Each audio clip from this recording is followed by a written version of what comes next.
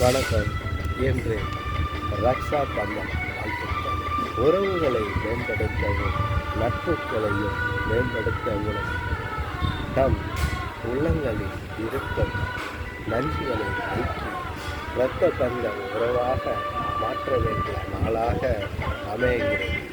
ஆகவே நெல்லை மாவட்டத்திலிருந்து வாசன ரிப்போர்ட்டர் சார்பாக இந்த ரக்ஷா பந்தன் வாழ்த்துக்களையும் நன்றிகளையும் தெரிவித்துக் கொண்டு எல்லோரும் இந்நாளில் வளமும் நலமும் பெற்று ஆரோக்கியமாக வாழ வேண்டும். நட்புக்கு இலக்கணமாக எந்த நேரத்திலும் இடைவிடாத நட்பை தொடர வேண்டும்.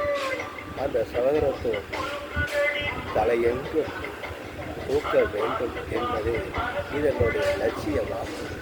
ஆகவே வாழ்த்துக்களையும் நன்றிகளையும் கூறி விடைபெறுகிறேன்.